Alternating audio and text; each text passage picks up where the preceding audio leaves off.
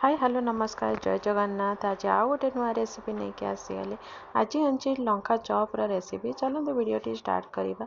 मु आलू को किसी सिझे नहीं चॉप्ड पियाज कंचा लंका चॉप्ड धनिया पतर पकई तापर किसी मु पिंक सॉल्ट ब्लैक सॉल्ट आउ चिकन मसाला गरम मसाला आउ लाल मिर्च पाउडर चाट मसाला आउ आमचूर पाउडर को लेकिन पकईदेली से मोर क्रश धनिया को मु पकईदेली कि तार टेस्ट बहुत बढ़िया आसब से सब पकईकि मो आलू को बढ़िया से मसला माने मु चकटी देवी बढ़िया से चोखा भाव में चकुड़ी देवी देखी पारे मु बढ़िया से चकुड़ी देली एबे रेडी हो गला। तो मुझे कौन करी मोर जो लंका गुड़िकर ताको मझीरू फाड़ करके तार जो मंजी गुड़ाक थाए ताको आराम से काढ़ीदेवी कारण लंका गुड़ा फाटी जाए ना राग लगे ना मंजी गुड़ा रही। तो मुझे सेगुड़ा सब काटिकी ता मंजी गुड़ा सबूर काढ़ी नौची देखिए केते बढ़िया से मु मंजी गुड़ाक काढ़ी नेली अल्प टिके टिके बस रखी टिके तीखा लगे बोलिकी।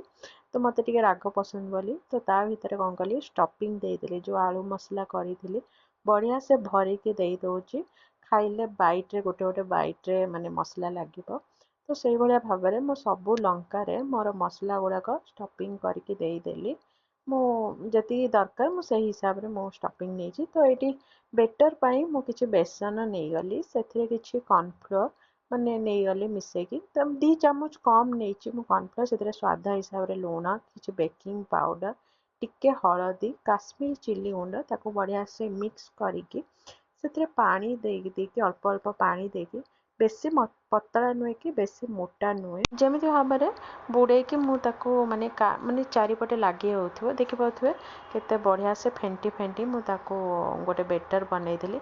एबे लंका को बुड़े कि आम फ्राए करनबा तो मु कड़े किसी तेल नहीं ताको बुड़े कि लंका गुड़ाक मोर बुड़े कि मु फ्राए कर भल से बेसन को फेंटी फेंटी माने मिक्स कले ना माने फेंटिले तो भल से कलर भी बहुत बढ़िया आसे आ फुले भी जो जिनस भी हेले बढ़िया से फुली जो देख पारे केते लंका गुड़ाक मस्त मोर फुली होती केते सुंदर देखा एबे लंका मते हो गलानी। तो एबे प्लेटिंग करवा देख पारे केते बढ़िया से मोर लंका चॉप गुड़ा काढ़ी आनली मु कटिंग करके देखौची केते बढ़िया से हेची मो लंका आ बहुत टेस्ट भी मध्य लगे मसला को यही भाव में बनइले। मो भिडियोटी जदि आपण मानक भल लगे ताले लाइक करेंगे शेयर करेंगे सब्सक्राइब करने पुणी देखा नेक्स्ट वीडियो रे।